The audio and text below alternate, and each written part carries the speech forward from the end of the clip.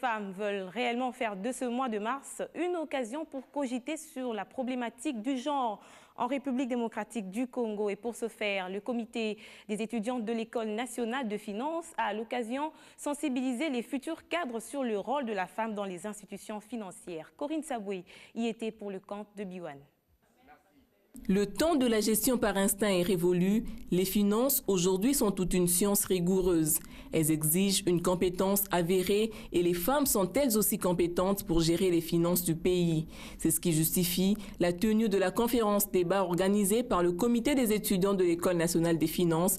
Question de sensibiliser les femmes telles que souhaitées par la ministre du genre. Nous avons appuyé l'idée de la dame, le ministre du genre, famille et enfants. Son idée était vraiment géniale parce que la femme avait réduit la journée du 8 mars à la journée du port de panne, alors que ce n'est pas ça en réalité.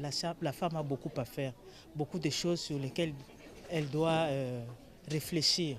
Nous avons pris notre temps à réfléchir, à nous sensibiliser, à nous soutenir pour voir comment est-ce que nous pouvons encadrer la future femme. Il y a un progrès qu'on doit signaler ici, que cette femme qui était jadis n'est pas bien considérée, n'est-ce pas, par la société. Donc il y a un progrès manifeste actuellement. La femme, il fallait peut-être quand même faire aussi une évaluation par rapport à ce progrès-là, n'est-ce pas, de l'émancipation de la femme. Les jeunes femmes doivent toujours garder espoir et ne jamais baisser les bras, car l'avenir leur appartient. Il y a même des femmes que je connais très bien du ministère des Finances qui ont été dans le même auditoire que le ministre Matata. Ils ont terminé en économie. Il y a des femmes financières, il y a des femmes, des banquiers qui ont fait la banque. Alors ils peuvent accéder aussi. Ils peuvent accéder aussi dans ces postes-là du ministre des Finances. Nous espérons, il y aura un jour, il y aura une femme Premier ministre et pourquoi pas présidente. Je demanderai juste au maman de ne pas désespérer.